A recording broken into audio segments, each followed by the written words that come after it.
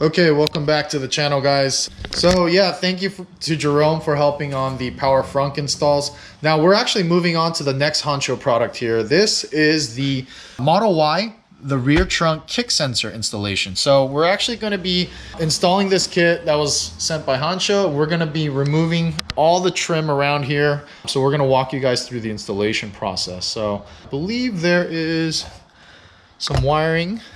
There's also an emergency release cable as well.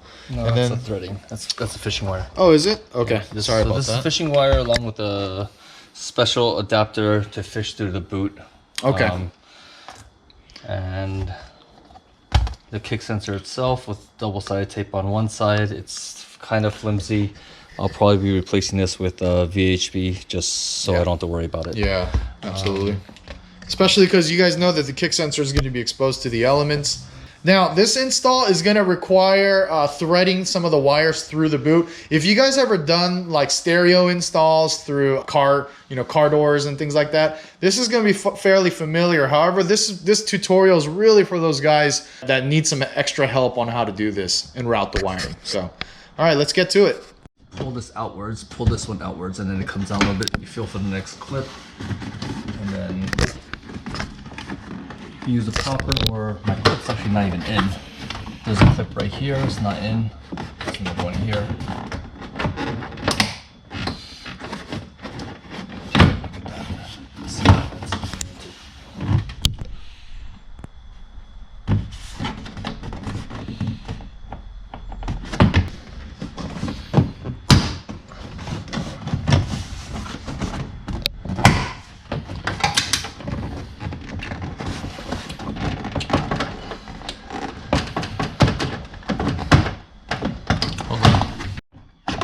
Make sure to be extra careful with this step on removing this trim panel. These clips are pretty fragile, so you guys want to just take some extra time. Use some panel trim tools.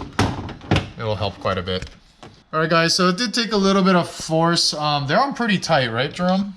Yeah, so show them where the clips so we're going to go ahead and show you guys the clips on the back. So you guys can get a good picture of where you're going to be prying and placing your hands.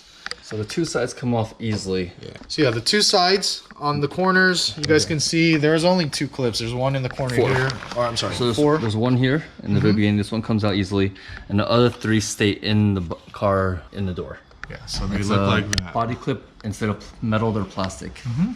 Yeah. And then the other ones are push clips. So yeah, these you just kind of you want to yank it down in an even force. You don't want to put stress on one side. So we're gonna go ahead and move on. But yeah, this is removing the trim panel for the rear trunk right here. Okay, guys, so this is the actual rear panel that's actually on the tailgate. We wanted to point out where the clips are. The speakers stay in, just mind you guys, so don't try to remove speakers and things like that. But we did want to point out the clips. We actually started with the body clip, which is done right here, guys. You want to remove this with like a flathead or a pry tool.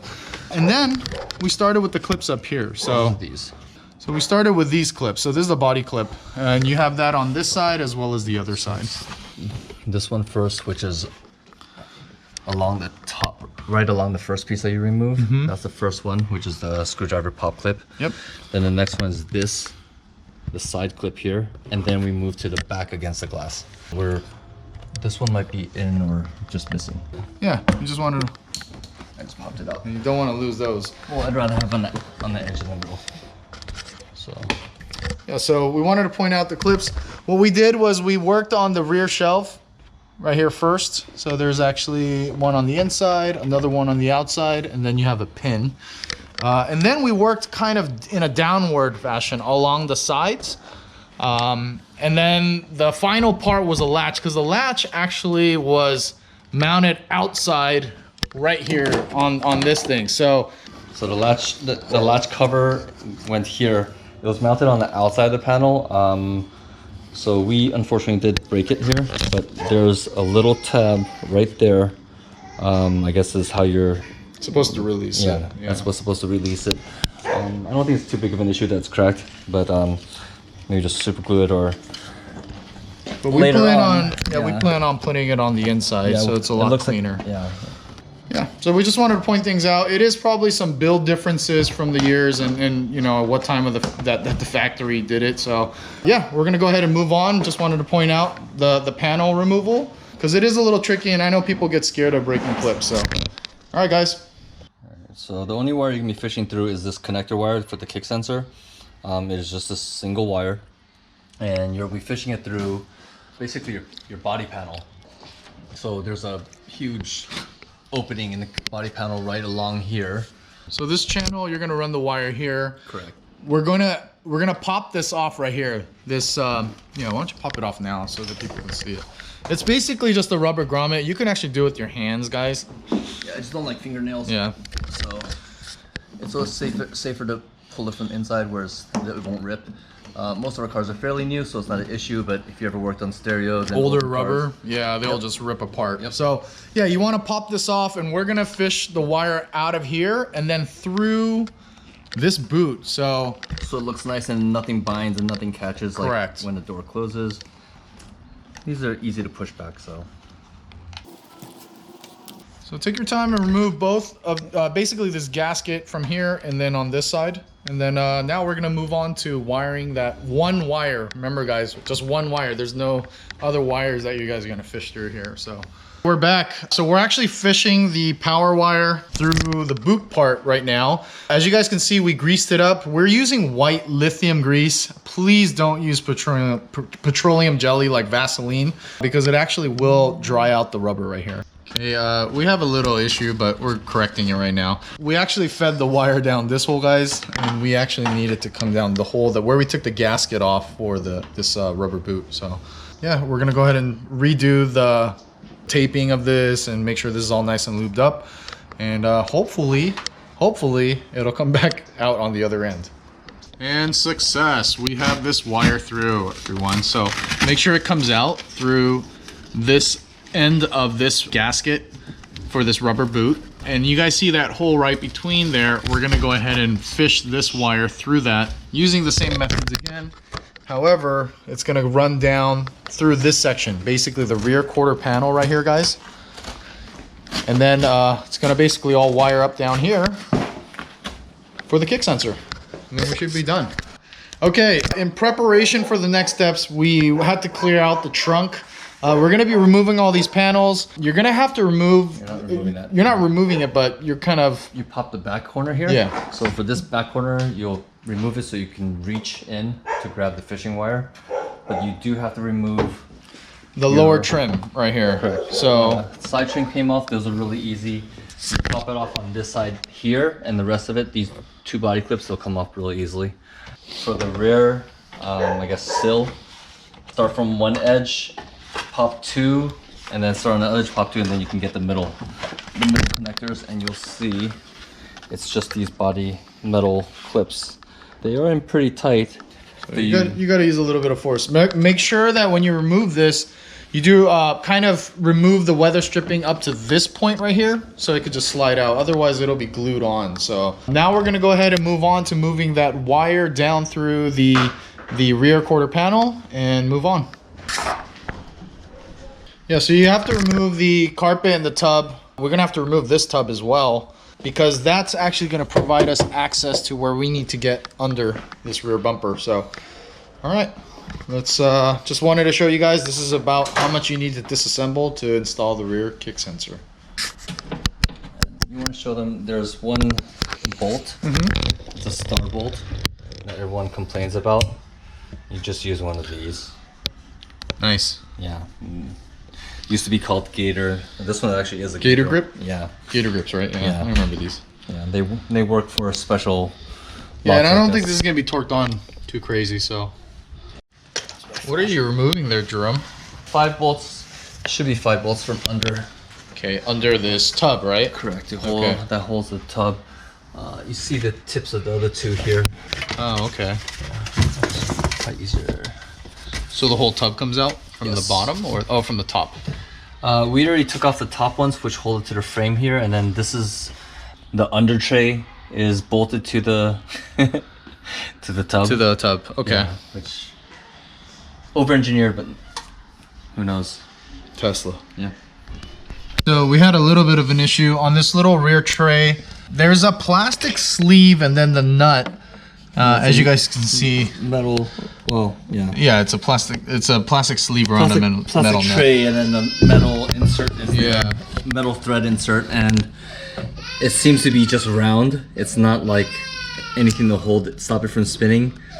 And I guess my screw started spinning it. So we had a little bit of an issue with our rear tub.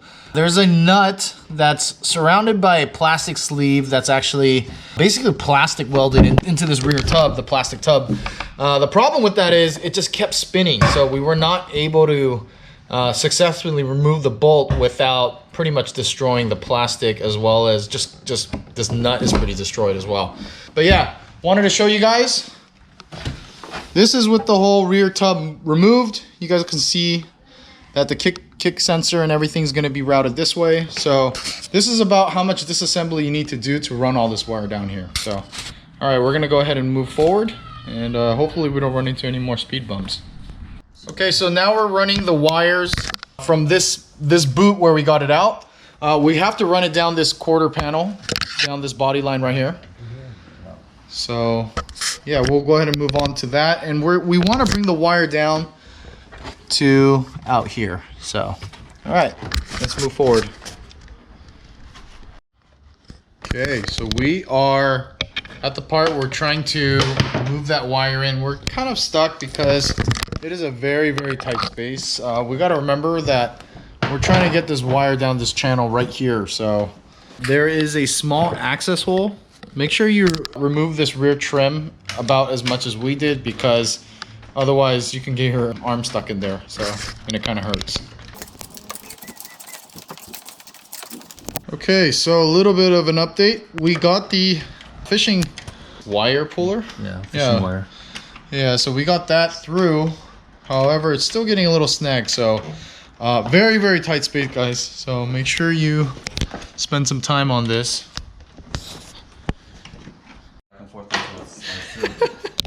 Success. Hey guys, so quick update. We did get the wire through.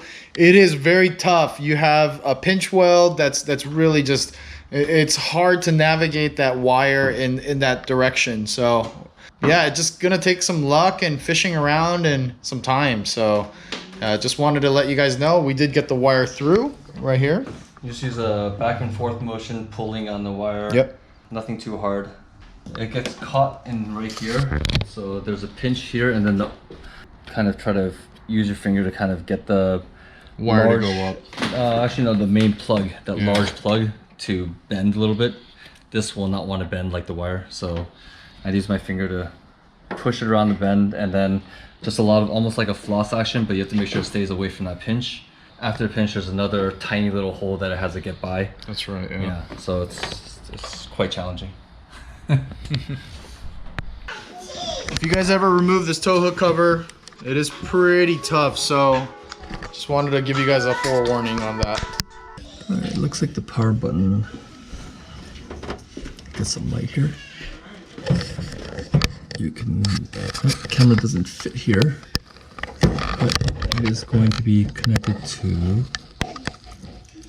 let's see if I can get this on camera, this loom right here, and it goes down to a plug. It's a slide out lock. People refer to the green as this is the splice here. This one goes into where the original connector is. This one is where the original connector connects into.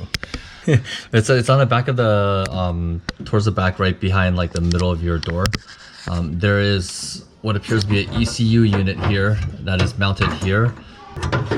We moved it just to have easier access because the plug was being stubborn. It's only 2 bolts removed, 1 loosened here. So 2 bolts here, and then this was difficult to unplug, but there's not necessary. You just move it aside and you can now see this plug here very clearly and access it pretty well. Yep. Yeah. Perfect. Okay. All right, so getting to routing the wire here, I decided to route it here right next to the mounting point, and it's because if I look under the tray, you look at the foam, you see where it's mostly compressed. This area right here actually has the least amount of compression, meaning there's gonna be least amount of pressure here. Everywhere else, pretty tight. There's nowhere else to route the wire where it's under the tray. So it'll have to be right there. So your wire will feel like it's not long enough. Be careful plugging it in. The pins are small. The instructions tell you to be very careful. So I'm going to zip tie here so there's no pressure on that plug, and then I'm going to zip tie it to the loom next to this what looks like an ECU here. Alright, I want to go over where we're going to be installing the control module. It's the only control module that comes with this. It's going to be on the passenger side, very close to the wiring harness, right under that clip here. So I'm just going to use some 3M VHB tape that I have. Stuff's really sticky. I'm not worried, this thing's very light, so it's very unlikely to fall or anything, and then I can clean up the wires and zip tie everything so nothing's loose around the trunk lid here. I was hoping I could test the foot sensor before buttoning up the car, but I had to put back half the items. So all the seal had to go back, all the weather stripping, and then the main lower back panel, because the button needs to be connected with the new splice, and also the connector here for the main back power unit and power signals and stereo. As you can see, foot goes under right where the tow hitch, and it beeps and then it closes. The same thing with the opening.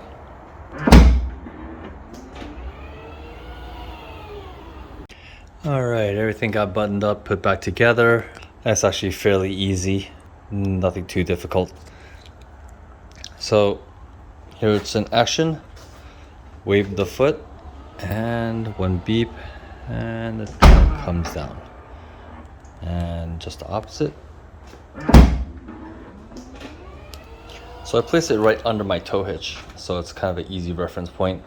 Now, this install took a little bit longer than we had originally planned. We thought fishing a wire would be fairly easy, but the rear fender here, that little space is really small. So it was actually quite difficult, but it's nice and clean. Nothing's visible from the outside. If you don't care too much, you can have the wire come out of here, maybe out of here, into the body panel here, and that'd be very easy to route. This whole install would have been an hour or so. Almost all the time was spent trying to fish it through that really small area there. All right, and well, that's all. Thank you.